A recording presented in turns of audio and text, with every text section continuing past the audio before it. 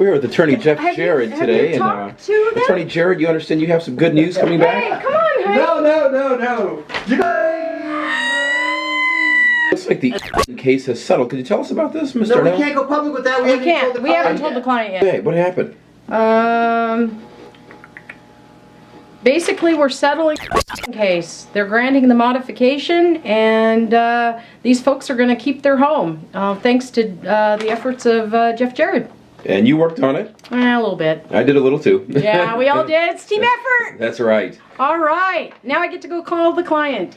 Indeed. Michelle Darnell for Senate. Real solutions for real problems.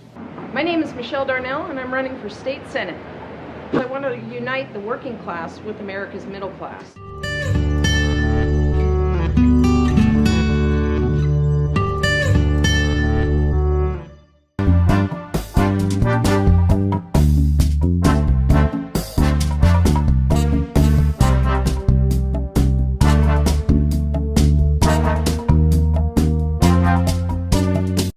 The economy is turning around.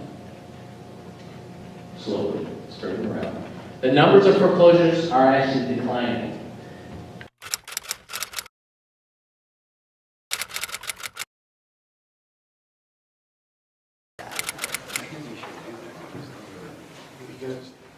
We have a declaration under penalty of perjury that says that Recon Trust was acting in its capacity as agent when it issued the notice of default.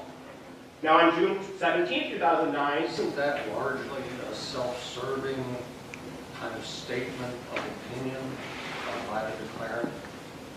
I would agree that it's self-serving. Yeah, that's a The homeowner fighters.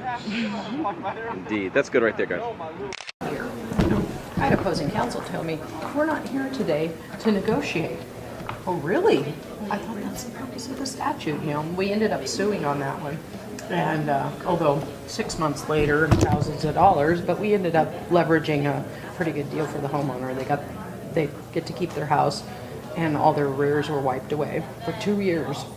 Throughout the movie, they sort of talk about the symptoms of our problem right now, but we're really not addressing the causes of the problem. Really, the reason I'm running as a Republican is because I believe in the Republican principles.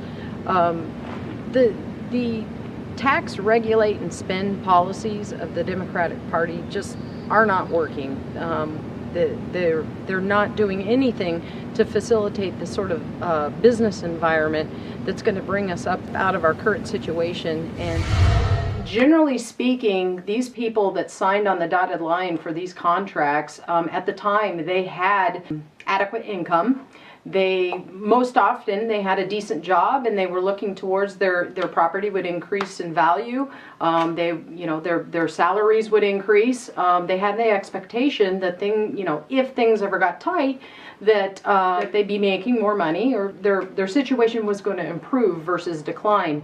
At the very worst, they had the fallback position of, well, we can access our equity or we can sell our properties. Well, what's happened because of the economic situation is those options are no longer available to them. They have a home now that is $150,000, $200,000 underwater.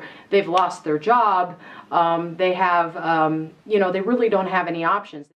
There's absolutely been a premeditated, manufactured implosion of our economy. I believe if you take people's wealth and their property from them, they are disempowered. And then you can pretty much implement whatever you want because they're dependent on Along with that, if you systems. control their medical care, you've got to... Absolutely.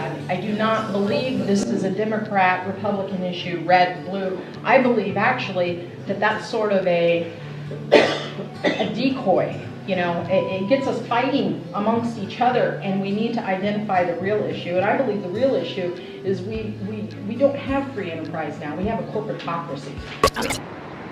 Currently, I feel that most of our policy is based on big money interests. That's not to say I'm against business, but I'm sort of against policy that is engineered by businesses so far above regulation that they no longer breathe oxygen. I know about education. I've raised 4 children. I have one 21-year-old attending University of Washington right now, and my youngest is actually attending kindergarten.